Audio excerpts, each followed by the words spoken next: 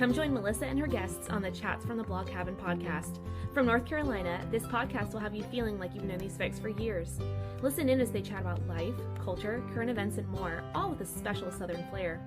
Curl up with your favorite beverage and get ready to be entertained. Tune in now for a unique experience that's fun and insightful. Hey y'all, welcome back to another episode of Chats from the Blog Cabin. You know, the show where I virtually invite people into the blog cabin and we chat about life. And today we are chatting about Hocus Pocus. Those that don't know, it's a Disney movie. It's an amazing Disney movie. I think the first one was better than the second one, though, by far. And Bridget is here with me, and she wrote the Unofficial Hocus Pocus Cookbook, and I have it right here, and she has it as well. So Bridget, tell us a little about yourself before we start getting into what we're going to be actually doing today, because it's something a little bit different. Yeah, well, my name is Bridget Thoreson. I'm the author of, this is actually my third book. I also wrote, this is the Unofficial Hocus Pocus Cookbook for kids. Before that, I wrote the Unofficial Hocus Pocus Cookbook. And I also wrote XOXO, a cocktail book, which is an unofficial cocktail book for fans of Gossip Girl. I also work in book publishing. I'm a mom to a 2.5-year-old, and I live in New York. Wow, you've got a lot going on. You write your book, you work in publishing, and the 2.5-year-old. How do you do all this with a 2.5-year-old? Well, luckily, the first 2 books came out before she was with us, so that definitely helped. This last one, though, I did write after she was born, and honestly, she was a big inspiration for it because it's a kid's cookbook, and we had just started kind of getting in the kitchen with her. Honestly, I am such a time management productivity hack nerd. That's really how I do everything. Is I've just studied all of this and studied myself and kind of just figure out what works best for me and stick with it. I just love that. Now, has your daughter watched Hocus Pocus yet? Or are you waiting for the day where you can actually introduce her to and say, hey, let's sit down and let's do these recipes and let's talk about the movie and watch everything? Yeah, she has not seen it yet. I thought 2.5. I didn't think that she would be quite ready to really understand what was going on in a non-scary way. Mm-hmm. There are a lot of jokes about snacking on children and things like that. So she'll wait a couple more years before she sees it. But I am very excited for when that day comes. This was the first year where she really kind of understood and showed interest in Halloween and all the costumes and everything. So I think when the time comes to share the movie with her, she'll be really into it, especially if we do some recipes from the book, because she loves to be in the kitchen. I love that. And I love how she inspired this book, the second cookbook. Now, I've got to know that Hocus Pocus #1 or Hocus Pocus 2, which one did you like better? Well, I'm a 90s kid. Hocus Pocus 1 was a huge part of my childhood. I watched it every year for a number of decades. I still do watch it multiple times every year. So there's really nothing that can replace that original movie in my heart. I did think the second one was very fun. It was for the fans. Fans had been clamoring for it for a long time, and they finally gave us the sequel. And there was a lot of fun stuff about it. There was 2 musical numbers instead of just 1. There were some good jokes, but nothing can top the original, the nostalgia, and just the script, the story, it holds up. Nothing can top that for me. So what do you think? Do you have plans to do any more cookbooks, since you've done one for kids and you've done the cocktail book for Gossip Girls and you've done the Hocus Pocus book for adults? Do you have plans for any more cookbooks? Not at the moment, but after I wrote the first Hocus Pocus cookbook, I didn't have any plans to write another one either. So who knows? I really come at these books from a place of fandom, as opposed to, I'm not a trained chef or anything like that. I just really love these stories. So who knows what might come up in the future, and, what new movie or TV show I'll love and be very interested in. But at the moment, no other plans for another book. Yeah, I love the fact that you just said you're not a trained chef, because I think that's what's going to make your books more appealing to people. Because when you open up a book and you think, oh, these are picture perfect things, oh, I'm never going to be able to achieve what she's achieved here. But the fact that it's like very simple, very easy recipes to do, I think a lot of people will definitely jump on the bandwagon with this one. Thank you. That was really my goal. Like I said, I'm not a trained chef. No one is coming to me for the next amazing, trendy dish or anything. I really just wanted to create something that a fan of these movies would love and can do. They're accessible. The recipes, they vary in difficulty, but there's nothing that is, beyond an average person's, abilities. You don't have to buy any expensive ingredients from a specialty grocery store. And then, particularly with the kids' book, everything is broken down super easily so that it's not just that the kids, I don't think the kids will just like the recipes, but they can also help prepare them. They can help be in the kitchen, with their parents or their, babysitter or whoever, and take an active role. So, they are, like I said, very accessible. And that was really a huge part of my approach to writing them. Yeah, for sure. Now, how long did it take you, number one, to come up with recipes for the book, and number two, to write, actually sit down and write the book? The recipe, like, brainstorming process actually was quite quick. I had to watch the movies a lot. Okay. Um, the Hocus Pocus cookbook for kids came out after the second movie came out. The first cookbook was just based on the first movie, but this one has recipes and references from both movies. So I had to watch both movies a number of times, but I think I watched each one 3 or 4 times in the course of 2 weeks and came up with all the recipes during that time. And then actual writing and testing and tweaking and everything, that process was about 4 or 5 months. Well, that's, and then you're in publishing, so you knew exactly where to go to publish it, correct? Yeah, so I did have, an editor who I worked with already. So I did have a little bit of a leg up in that regard, and we worked very closely together to kind of concept the idea. I already knew what the publishing process would be in terms of editing and production and things like that. So nothing was too much of a shock for me until I got to the actual published stage, and then we worked with a publicist who, connected me with wonderful Mhm. people like you who are interested in hearing about the book. And that's the part where I had a bit of a learning curve because I've never been, um, on any sort of podcast or anything before these books. So that part has been a surprise, but such a fun part of this whole thing that I never expected. Yeah, Bridget is a return guest. She was actually on with the Unofficial Hocus Pocus Cookbook, the first one that you wrote, and I think we had talked about you coming on for the cocktail one, but it never happened. So you are more than welcome to come back and do a cocktail one as well, like maybe New Year's Eve or something like that. That would be really Oh, fun to do. yeah, that would be fun. Yeah, that book came out, oh gosh, in 2020, which was an odd time for books to come out, if I'm being honest. Um, but yeah, no, I would love that. We should definitely hook up on that. Yeah.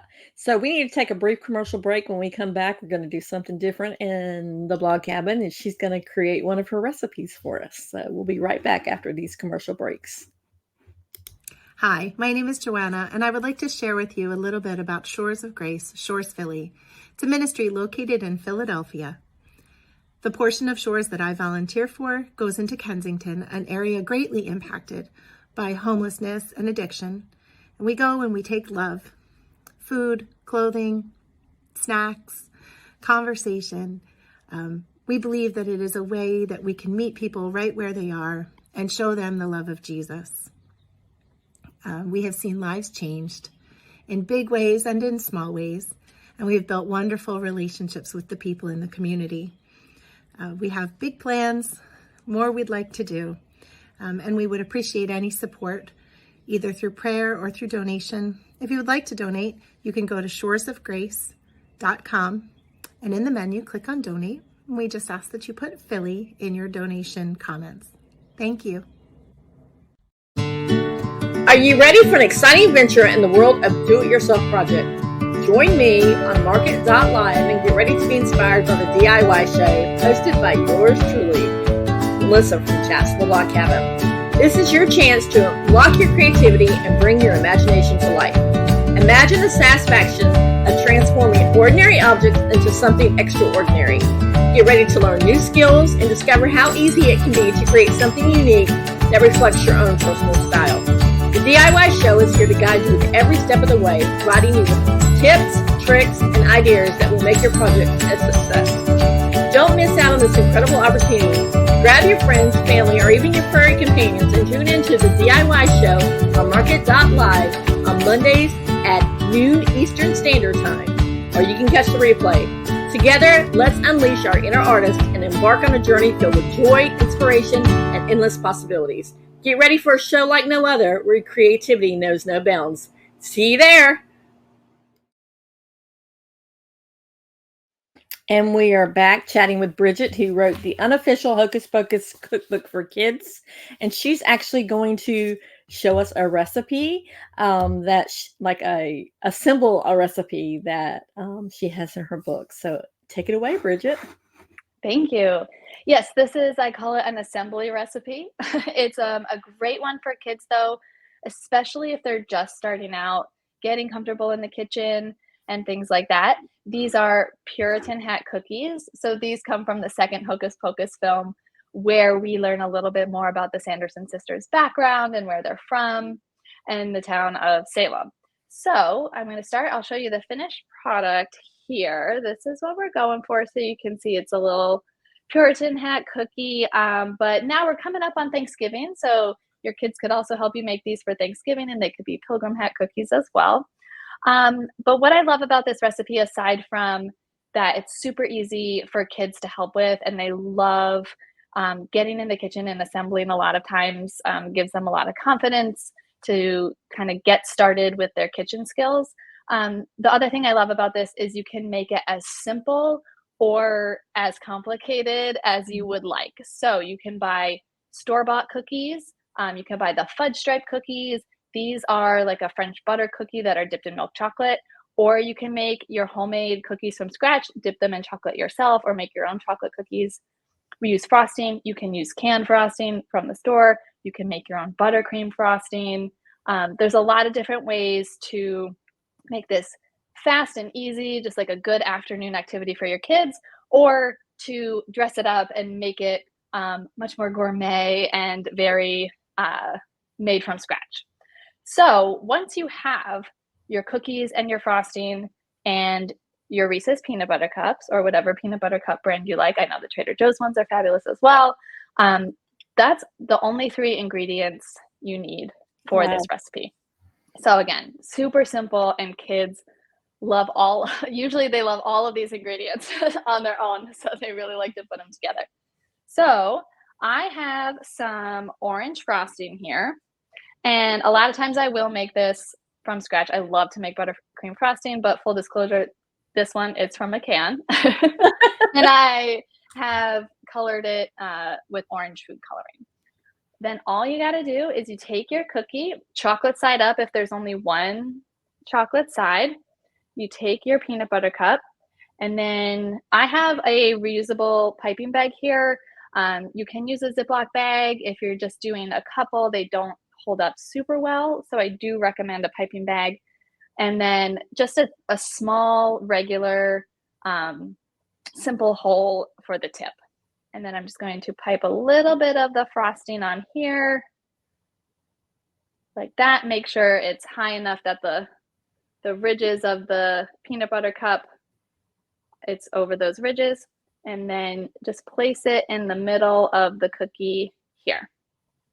So that gives you your basic shape. And then you just pipe your decorations on it. I kept it pretty simple with just a band and a buckle. But, kids, when they get frosting, they tend to like to do a little bit more than that. So whatever decorations you want to do is great with these. And that's another thing about the recipes in this book. You can make them super simple. You can jazz them up. Kids can go crazy on them. There's a lot of things where they can decorate and paint with food coloring and things like that.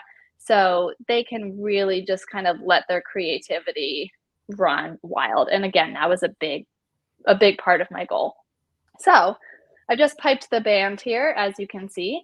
And then I'm going to add the buckle. This is just going to be with frosting, but another thing you can do is you can get a little candy, like a peanut butter coated candy or an M&M or something like that, and you can use that for the buckle. You can use a little candy corn for the buckle. Really, whatever you want, whatever the kids want, works perfectly for this. And then I'll show you here. You just make a little square for the buckle. There you go. And that is really all it is. Like I said, super simple. This is one of the simpler recipes in the book. So there are plenty that kids could do on their own, really without adult supervision. There's no knives here. There's no stove, nothing that a kid wouldn't be able to do, sitting at the table on their own.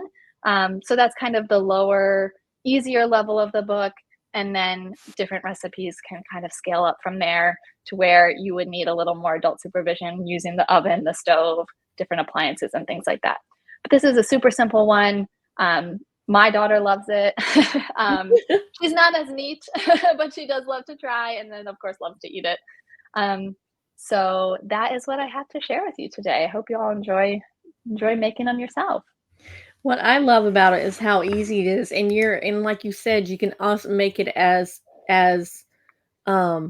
difficult as you want it to be. Like if you want to make homemade cookies, you can actually go through and make the homemade cookies. Or if you want to go to the store and say, hey, we want to have something fun for you guys to do, but I don't have time to bake. Let's go find something and create it together. And I think that's the one way to get involved with your kids and actually have family one-on-one time. That is just awesome. And I just love that recipe. Thank you. Yeah. I mean, I'm a parent myself. I know parents, they don't have the time, and we don't have to be Pinterest perfect, making everything from scratch in order to have an impact on the kids. In my experience, the kids don't really care if it's buttercream frosting, handmade cookies, and things like that. It's really about doing something together and doing something where they have a little bit of agency and creativity. And kitchen skills are really good for building a kid's confidence. The research shows, and in my personal experience. So that's really what's more important. No, it doesn't matter if it's store-bought. There's absolutely no shame in that. Yeah, that's for sure. And I love the fact that you can also take them to the grocery store and you can kind of teach them a little bit. I'm like, okay, we're going to go get candies. Let's pick out what colors complement each other. What's the least expensive? What's the most expensive? What's the middle one? You can teach them all different lessons from all this, from just actually going to the grocery store and picking out the ingredients for this cookie. Absolutely. Before we even brought my daughter into the kitchen, what really sparked her interest was going to the grocery store with us and wheeling around and seeing everything. And at that point, she was still too young to understand things cost money and stuff like that. But, from a very young age, she's been going to the grocery store with us. When we sit down to a meal together, we would talk about, what the meal is, how we made it, the different steps we went through. And that kind of got her naturally curious about what we were doing in the kitchen when we were preparing meals. And then as soon as she was old enough, we got her a little set of child-safe knives, and she comes into the kitchen with us. And a lot of times she helps with the meal we're making. But if it's a little more complicated, then she can always, stand in her learning tower and cut up some cantaloupe that she'll have on the side, or something, like just working alongside us, even if she's not directly contributing to the recipe. And that's just been huge for our family. And we've made so many wonderful memories that way. Yeah, I can see that. And I can also see like doing a craft along with making the cookie and then watching the movie together and just making a whole night of it, like making the meals from the book and then the craft. And then, because the school teacher in me just loves the whole fact that you can actually make something that they can talk about. Oh, that was in the movie. Look, and showed comprehension and stuff like that. Yeah, all the recipes have like little references from the movies in them, so it is fun to make them and then watch the movies and kind of spot the Easter eggs, if you will, and kind of talk about what's going on in the movie and things like that. A Halloween craft too would be so much fun to do alongside of these things. But I think it's just really nice, particularly if you're like me and you grew up with the movies. It's kind of a different way to share part of your own childhood with a kid, whether that's your own child or a niece or nephew or something like that. Yeah. What do you think is the hardest recipe in the cookbook for kids? Oh, it's well, I would say the most difficult recipe is the fully charged crystal candy. So it's rock candy, which involves not just cooking, but actual science. So that one is pretty tricky. But particularly in Hocus Pocus 2, they talk so much about crystals and different spells and things like that, that I had to include it, even though it's pretty tough. But it's so much fun to make and to check on how your crystals are growing and everything. And I got to know, when you were creating these recipes, how many were like, yes, from the get-go, the very beginning, it's like from the go, yes, it's going in. And the other ones were like, fails, you need to work on them. You need to work on them until you finally got them to go. Idea wise, like, oh yes, this recipe makes so much sense, we definitely have to include it. I'd say like 90% of them, but there were definitely a lot of recipes. I'd say, maybe 15 or 20 that we kind of had to experiment with, like the rock candy. There's also a recipe for homemade marshmallows in here. So there are some things, that are a little bit, they're not tricky. They just really require like kind of closely following the recipe. And to me, that's kind of like, there's cooking and there's baking. And for me, baking is always like, you got to follow the recipe a little bit more. With cooking, you can kind of ad lib a little, you can kind of do what you feel in the moment. With baking, you have to be a little bit more precise. And so with some of those were the recipes where they required a little bit more experimentation, a little bit more trial and error, because they are, you gotta really follow the steps. But that's definitely the minority of the recipes in here. Most of them you can make substitutions, you can make swaps. The measurements, if your child is measuring out, the flour and they get a little extra, it's no big deal. I love that. Also, take us through the process of publishing the cookbook, because obviously you write the recipes and you come up with the recipes, but what about the photographs? Do you kind of send the recipes off to somebody else and they create, or do you create the recipes and take pictures of yourself, or somebody else takes pictures, or how that goes? Yeah, for most of the pictures I took them myself, especially in the first Hocus Pocus cookbook. A lot of them were me, and just like I'm not a trained chef, I'm also not a trained photographer. Surprise, surprise. But we made do with what we had. Because the recipes, a lot of them are so specific to the movie. It was just easier for me when I'm testing the recipes and doing the experimentation and things like that to also take the photos.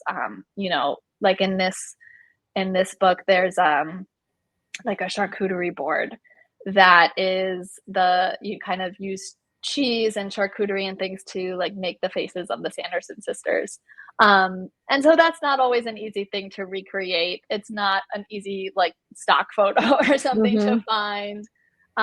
So a lot of them I took myself, and that was honestly the most difficult part of the whole thing. I see it, because I mean, the pictures are gorgeous. I'm just opening up one. Is the spell for reuniting potatoes, and they're absolutely gorgeous. I mean, and I know which one you're talking about because I actually pulled up the charcuterie one before we came on. Yeah, there's two like kind of charcuterie snack boards in there. One is the fresh faced cheese platter, which you use brie rounds to kind of make the Sanderson sisters faces, which is really fun. And then the other one is kind of like a Halloween party snack board. Like, in both movies, there's a party scene, a Halloween party scene. So if you're throwing a themed Halloween party, this would be like a great option for that. But it uses some of the other recipes in the book. So like if you've made the black flame candle pretzels, you can put those on the snack board, or the crispy rice books, those go great on the snack board, and things like that. So yeah, there's 2 snack boards in there because we are in a I'm snack just board showing era. that so people can see what you're talking about. Yeah. Yeah, so that I took that photo myself. I actually took that photo in my bedroom. That was because that's the difficult part, is the food and the natural lighting and making sure you don't get too many shadows and everything. So And there's the yep, there's the very other good. one. Yeah. And I pulled out I just happened to be looking through and see the Puritan hat where you use the M&Ms, which Yeah, is so I great. use I was M&Ms thinking in maybe that one. licorice too, if kids want to use Yeah. licorice, like the black licorice. Yeah, absolutely. That would work. Or I mean, there's so many little candies, or even like chocolate chips, white chocolate chips, things like that. You could really, whatever your favorite little candy is, probably would work. So Now, yeah, just more ways to customize. if you have a parent who's like, I don't want my kids eating a lot of sweets, what would you suggest would be the number one recipe for them to make from this book? Whereas they don't want, a lot of the refined sugars and things like that. What would be the number one recipe for them to make? Well, there's recipes for like every time of day. There's breakfast, lunch, main, sides, drinks, and there's a large section of treats and desserts. It's a movie around Halloween, and that's a treat time. So there are quite a lot of sweets and things, but there are so many recipes that could be used for dinner or for little snacks. So one of my daughter's favorite is the petrified spiders. They're roasted chickpeas. They're really good. They're so easy to make. She can, aside from putting them in the oven, she can basically make them herself at 2.5, and she loves them. And they are a really delicious kind of savory snack that you can pull out anytime. And, no sugar there, nothing sweet or refined about that. So I would say that would be a really excellent option. That's cute. I just have to, every time you talk about something, I have to pull it up because they sound so good when you're talking about them. I'm like, I want to see what they look like. Thank you. So you said you're not working on any other books, but if you had to write a book or you had to do another cookbook, what do you think you would focus on? Because you said all of this comes from your love of, number one, the 2 Hocus Pocus was because of your love for Hocus Pocus. The cocktail one was for your love of the Gossip Girls. So what would be like your number one if you could write another one? Would it be?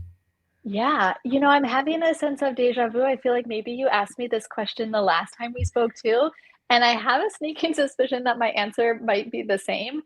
It would be a psych cookbook for the USA show, Psych, which has been off the air now for a very long time. But it is near and dear to my heart. I really love Sean Spencer and Bert and Guster and all of the hijinks they get up to, pretending to be psychics, solving crime. So I would say that will forever be one of my favorite shows, and I would love to do a cookbook on that. It would be a lot of stuff with pineapple in it. And actually, I think you can watch the reruns on Peacock now.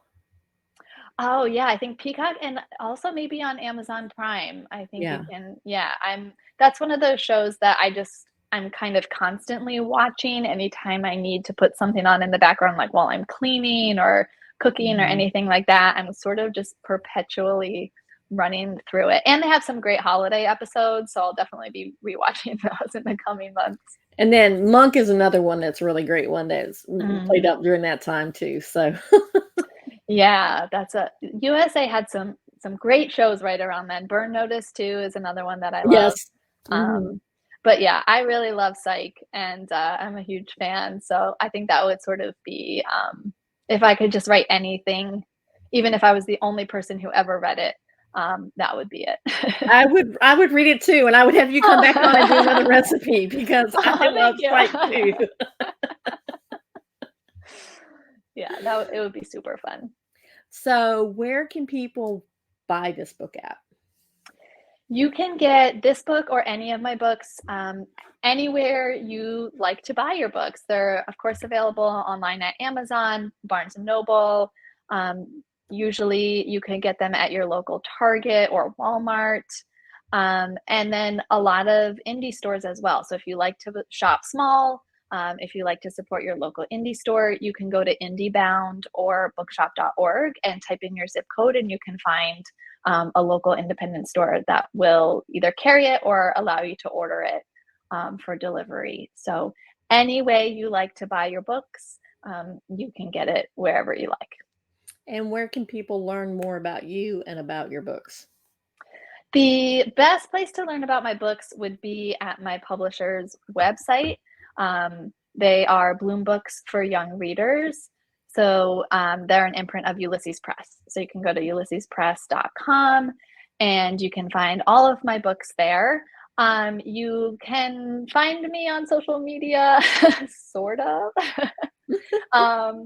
I'm Bridget.Thoreson11, but again, for book content, you should go visit my publisher at Ulysses Press, and they're on Instagram, TikTok, Facebook, Pinterest, all the places. So that would really be the best place to find information about me and my books. And I love that. And I really want you to come back on and create a cocktail for New Year's, because I think that'd be something really great and really unique to do. Yeah, that would be fun. I will email you about that after this.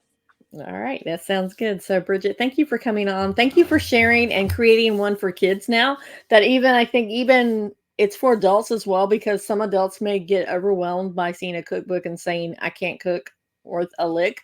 But now seeing the Puritan cookies that you just made, I can do that, and give them confidence to do that. So it's the Unofficial Hocus Pocus Cookbook for kids. And if you want to get the adult version, it's the Unofficial Hocus Pocus Cookbook, period, for adults. Yes. Yeah, that one's for the more general audience. And I do just want to call out real quickly that between both books, there's only one recipe that overlaps. So if you get both books, you're really getting like completely different recipes in each one. And that recipe that overlaps is Dead Man's Toes, because you have to have Dead Man's Toes in any cookbook about Hocus Pocus. And there's just really nothing else that it could be aside from Pigs in a Blanket. So that recipe does repeat, but everything else is entirely new between the books. I love that. And thank you so much for coming on and for sharing and for creating the Puritans hats so that the kids can have something for Thanksgiving. Yeah, thank you so much for having me on again. This was so much fun. All right, guys, I will put in the show notes everywhere you can find Bridget, as well as where you can find her books. And we will see you next time on Chats from the Blog Cabin. Bye.